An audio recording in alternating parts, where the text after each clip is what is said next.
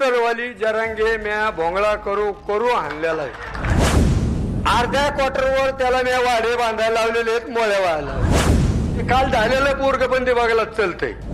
उपोषणाला 16 तारखेला कुठेतरी बसायचं म्हणतो, पुन्हा आंतरवालीला. अरे तू आंतरवालीला येऊन तर बघ म्हणा. आता त्या तोच लोक तुला हाणणार आहेत. आता तुम्हाला सांगतो, याच्या जर शेजारी माणूस बसला तर त्याच्या दाढीचा असा वास येत होता, ते बोकड तरी आपल्याला कमी वास मारतो इतका वास येत होता हो त्याचा.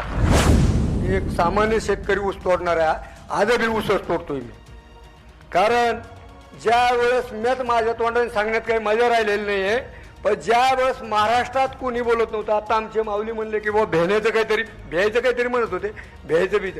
अहो माऊली शिरसाट, तुम्ही एक लक्षात घ्या, आंतरवाली जरांगे म्या भोंगळा करू करू आणलेला आहे. आणि ह्यो कधी आणला तुम्हाला सांगतो, 2007ला 8ला याच्या आधी अर्ध्या क्वार्टरवर त्याला मी वाडे बांधायला लावलेले आहेत, मोळ्या व्हायला लावलेले. पण त्या गोष्टीला डागणारा माणूस नाहीये. कारण माझ्या समाजाचं गोरगरीब जनतेवर माझे जर कोणी अन्याय करीत असेल तर तिथं मी सैन करणार नाही. माझ्या लाकडी शरीराकडे जाऊ नका. कारण माझं लाकडी शरीर असं आहे तर इमानासारखं ते फिरत चालतंय, ते काही दम धरीत नाही. ज्यावेळेस वडी गोदरीला साखळी उपोषण होतं त्यावेळेस फुल पब्लिक चालू होती.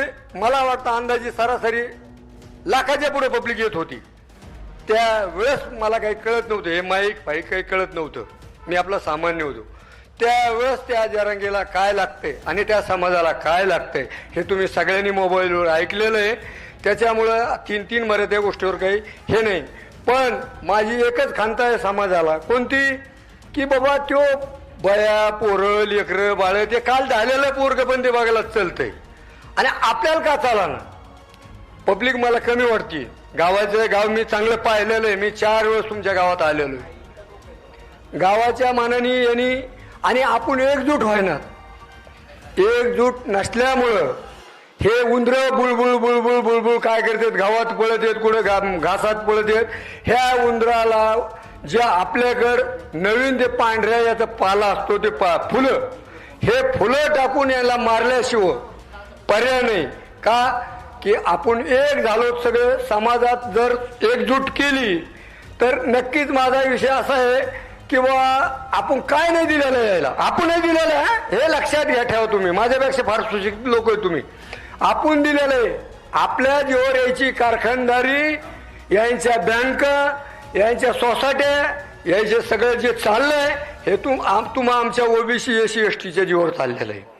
आणि जर याच्यामधून एवढं देऊन त्यांचं समाधान होत नसेल, आपल्या लेकरा बाळाच्या जर ताटातलं घेत असेल तर तुम्हाला सांगतो, तुम्हाला एक होण्याची गरज आहे. माझी एवढीच विनंती आहे सर्वाला की आपण जर एक झालो तर सरकारला कुठंतरी दबावात आणून आपल्याला आपल्या जे लेकरा बाळाच्या भविष्याकरता काहीतरी ठेवता येईल. आज हाके साहेब लढतेत, आबा लढतेत.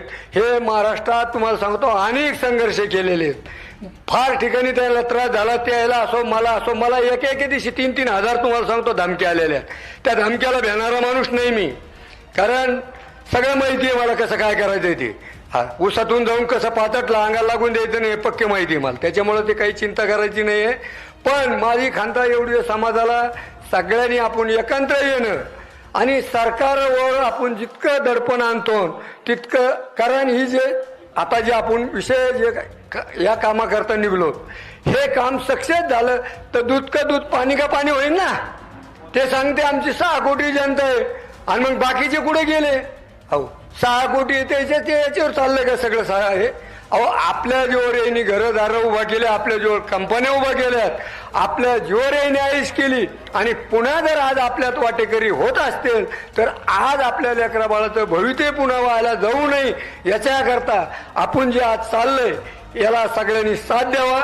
सर्वांनी मिळतं आपल्याला. तुम्हाला सांगतो महाराष्ट्रभर आपण 100 साहेबांनी सांगितलं की बाबा 100 सभा आपल्याला घ्यायच्यात.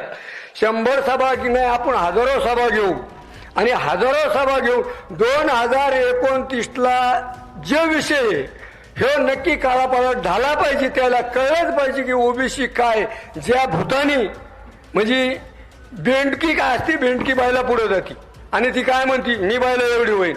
अरे तू बिंडकी आहेस, बैल कुठं बिंडकी कुठं, शेवट बैलाने पाय दिला तर बिंडकी कुठं शिकतोपर्यंत पता लागायचा नाही आणि तू आम्हाला दवशे दे. तू अरे तुझी किंमत काय आहे? काहीच नाही. एक सामान्य माणूस येतो तुम्हाला सांगतो आणि त्यांनी जाती जातीत प्रत्येक त्याच्या तरी समाजाला तुम्हाला सांगतो गोरगरीब जनतेकरता काही नाहीये. हा गोर गरीब मराठा समाजाकरता तो काहीच करीत नाही. तो फक्त त्याची खळगी भरून आता मोठा झालेला आहे. त्याला फक्त एकच कळणार आहे आता काय की केव्हा मी या देशातून दुसऱ्या देशात जाऊ. कारण याला देशातून बाहेर जायचं पडलंय आता. पण ते धड सोडता येईना. ते काय माणूस नेमत का बा सोडलं तर पळतं आणि धरलं तर चालतं तशी गोष्ट झालेली आहे त्याला. तो काय सटके सांगतो की आता मला काहीतरी आबा काय तुम्ही मला तुमची बातमी आता दुपारी ऐकली काय 16 तारखेला काय कुठं बसायचं म्हणतो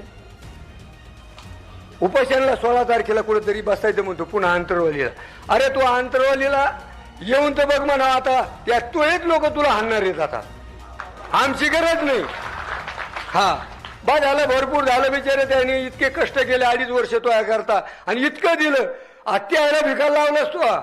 हा म्हणजे यांनी जाती जातीत तेट निर्माण केलं, जाती जातीत भांडणं लावले, दुसरं काही केलेलं नाही. याचं हे तुम्हाला सांगतो याच्या जर शेजारी माणूस बसला तर त्याच्या दाढीचा असा वास येत होता ते बोकड तरी आपल्याला कमी वास मारतो इतका वास येत होता हो त्याचा. काय सांगा मी समोरून पाहिलेला आहे जवळून. त्याचं लग्न होत नव्हतं, बळत लग्न केलेलं आहे. ह्या बोटुळे मामांनी त्याला तुम्हाला सांगतो मणिमंगळसूत्र उधार घेऊन दिलेलं आहे. फक्त तो नवरदेव तो आहे, नाही तर मणिमंगळसूत्र पण आपल्या लोकांचं आहे.